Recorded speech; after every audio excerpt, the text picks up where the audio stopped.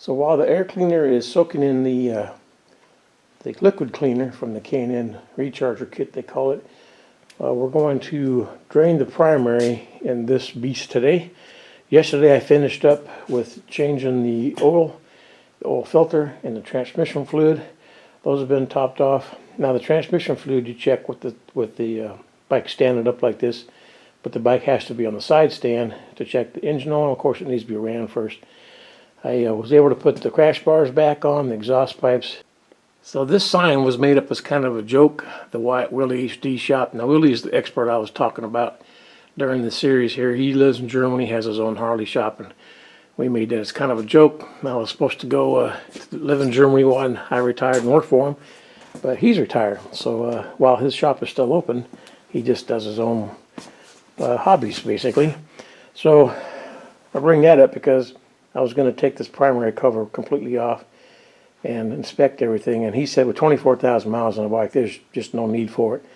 So I'm going to take the gasket back, which is about $35. That'll save a little money there. The chain adjustment is right on. It's about 3/8.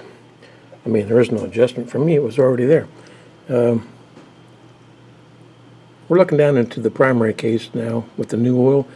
The level is supposed to be at the bottom of the diaphragm spring for the clutch, so we're sitting just perfect there. The air filter has been cleaned and dried and sprayed with some oil to collect future dust, and it's ready to go. Just put the cover on now. I hesitate to show the bike as we're finishing up because it won't be much of a reveal if he's already seen it on video. Anyway, I did want to point out, it's cleaning up real good, but this is plastic, and the color is just kind of faded, I guess, over the years. I have polished that and waxed it and cleaned it best I can. This doesn't quite match the white that's on the bike, but all you can do, right? The chrome is all looking pretty good. The mufflers, of course, where they've heated up, show some evidence of wear as far as not bringing back the shine as originally had, but they're not bad. There's no dents or anything, and even cleaned the tips in there, so yeah, no light, can't see. Anyway, the bike's looking good. She's cleaned up real well. You can tell that it's got a low mileage and been taken care of. Jason basically said he trusts my judgment. So things like this bar here, which are obviously not original manufacturer, but original for the bike, as his dad drove it, and he possibly put that bar on there. It's obviously serving a purpose, so those kind of things will stay. No need for repair. So I got it jacked up. I know it looks kind of scary. Believe me, I was real careful. But I need to get this wheel off to get the tire turned in for a new one. That'll be sometime next week. So that's where we're at. Once the wheel's done, then I'll get up here in the cowling and check all the switches and clean up. All the gauges work, which is a good thing.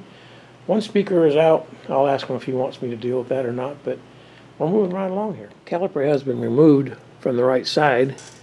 The pads, comparison old and new. One reason is to make sure they fit, and two is to see the wear and tear, which, to be honest, isn't that bad.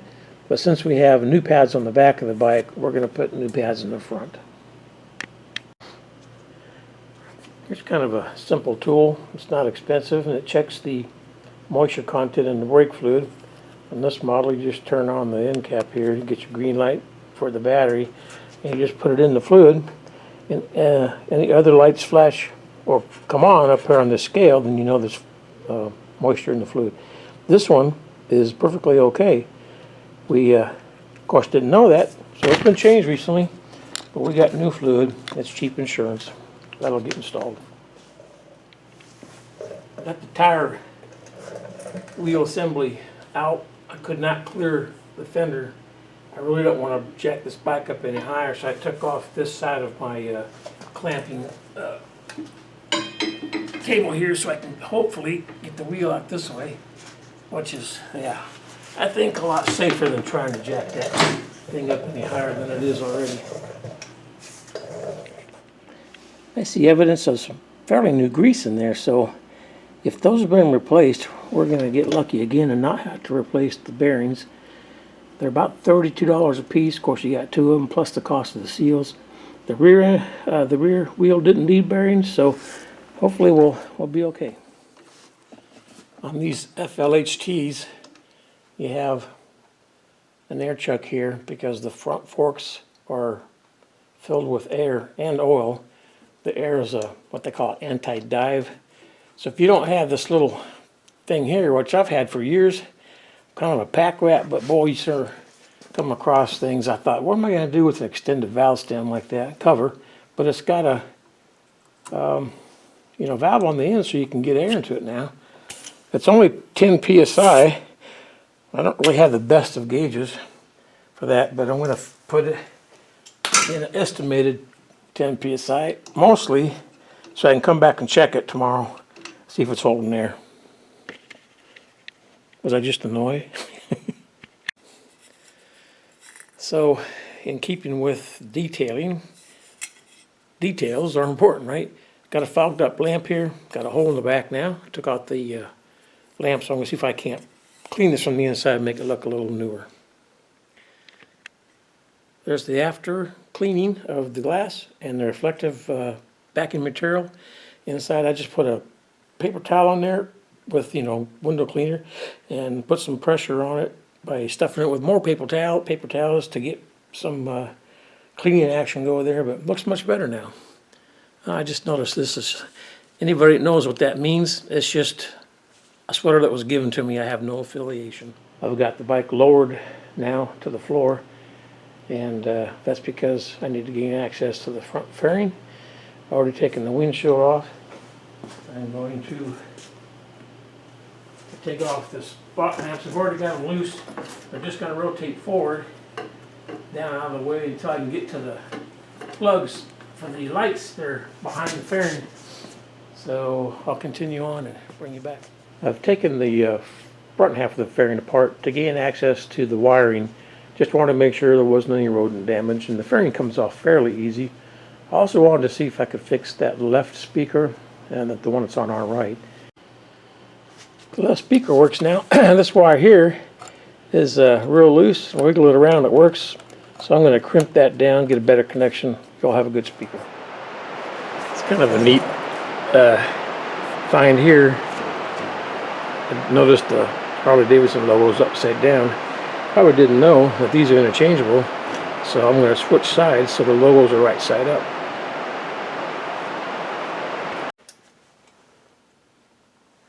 While cleaning the saddlebag here, the lens popped out, so I've got some 3M two-sided tape, easy fix. Glad it fell out here and not on the road somewhere. There you go, good as new. The paint has been a little bit of a challenge on this bike because of its time sitting in the garage or in the basement. But I found this, I've got a multitude of different chemicals. This 3M, it's called Eraser. It's a mild acid type substance that you rub in, and it seems to be working pretty good, especially on the inside here. I'm dealing with brake dust, probably some rubber, and just age-old dirt. But it's coming out slowly, and this is what I did on the other saddlebag. Gets completed and back on the bike, and the toolbox is cleaned up and on the bike.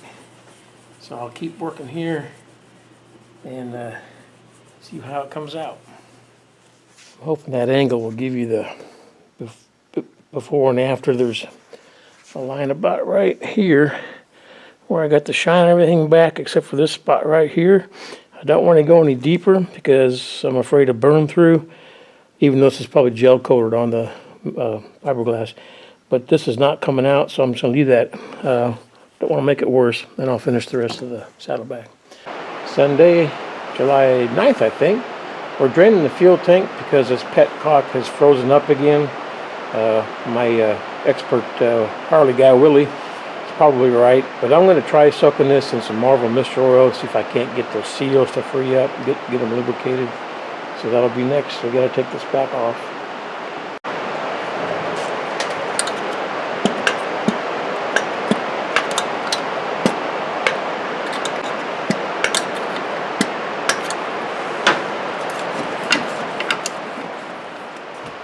Still raining outside. This has been soaking now for 3 hours. Let's see if it helped any.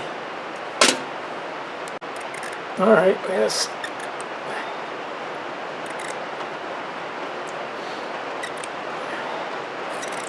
It helped a little. Got some fuel in it. I've been working this back and forth. It's still real hard, and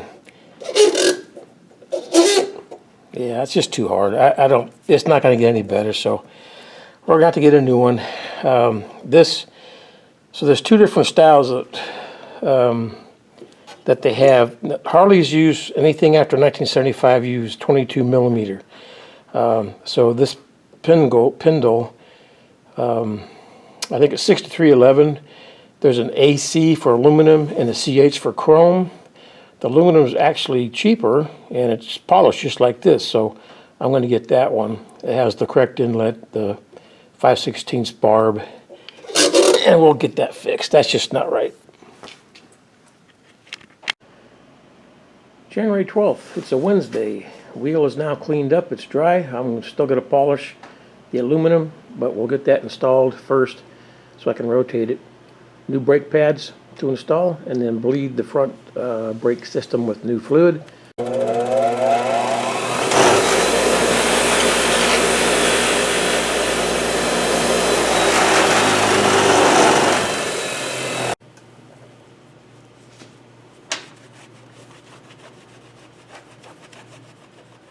I feel much better now. The wheel is not torqued, but it's in place, so I can put the straps back in it, clamp the front wheel, and I can walk away now without being scared anymore.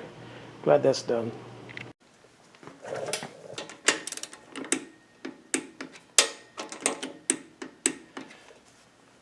I didn't get that spaced evenly. The axle is 50 foot-pounds. These are 5 to 11. My torque wrench only goes down to 10, so these are going to be 10. But I need to do a better job getting this gap even from front to rear. Probably not too technical, but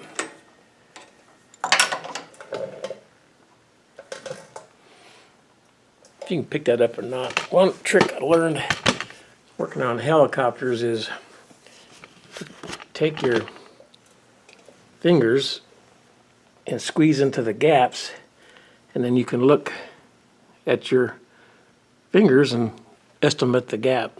I don't know if that's going to pick it up or not, but it worked. Works real well. And then, of course, on helicopters, the drive train that drive shafts to go to the rear rotor had to be within a certain tolerance. This is probably not so critical, so just by doing that, I can tell that we are real close. Got to get this piston back all the way into the seat here. Best way I found is to get a big socket if you have one, and a big vise, because I couldn't do it by hand. So I did the other one this way, and it worked out real well. Luckily, the caliper is flat on that back side, and we can just squeeze it in slowly until it has some resistance, and that'll give you enough room to put in the new brake pads.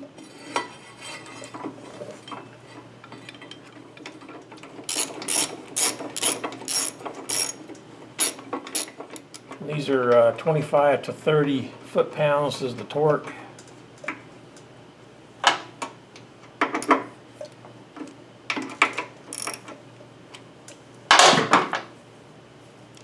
Torque wrench is already set because I did the other side first. I got it set to 25. Alright, calipers, new brake pads are installed. Make sure you don't lose your seal there for the banjo nut. And this is torqued 10. Now let's see, what is that? I forgot already. Banjo nuts require a 12-point sockets. It's a 3/8, 17 to 22. And this side's been done.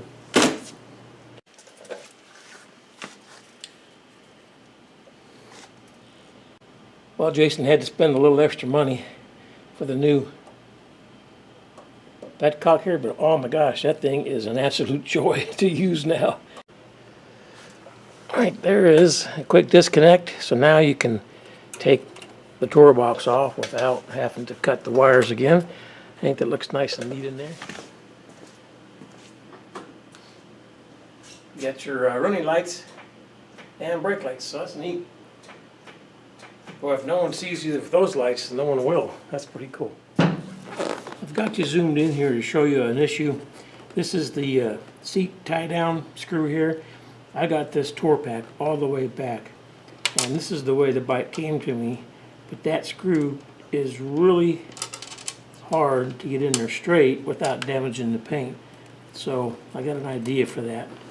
So what I'm going to do is just take off just a little bit of the width of that screw, keeping in mind it still has to be enough shoulder to keep the seat down, but we've got enough material, so I'm just going to cut a little bit off here.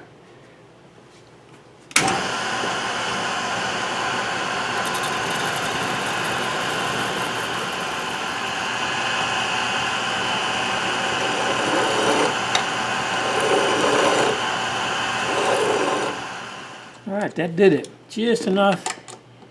We're not hitting the paint anymore. We still have enough shoulder underneath here to catch the seat. So I think that'll keep from damaging that any further. Never fails after you clean a motorcycle or a car, anything, the bad areas start showing up even more. So got this engine cleaned and I've got just a little bit of original Harley black wrinkle engine paint. I think I got enough just to do this area, and that'll dress up that. Of course, then the rest of the engine is going to look tired, but I got to stop somewhere. I hand washed the cover, and notice it's not waterproof, so it only works good in the dry weather, but it's clean now.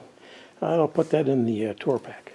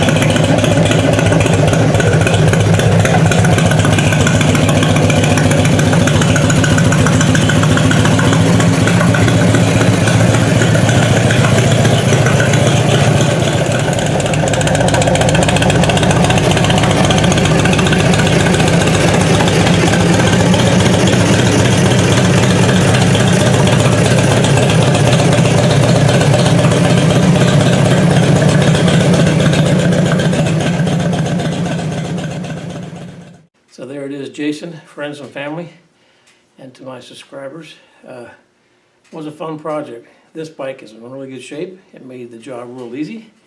I just came back from a 0.2 mile test ride. Didn't enjoy that at all. She runs good. It's smooth down the road with that new rubber. The brakes still need to be burnished in a little bit. I'll let you do that. I'm not going to put any more miles on it. Just enough to know it rides good, shifts good, the clutch works good, and I didn't drop it. So, real fun project. I'm looking forward to the next one. Part 4 will be the reveal and the new project. So y'all come back, and thanks for watching. I'll see you next time.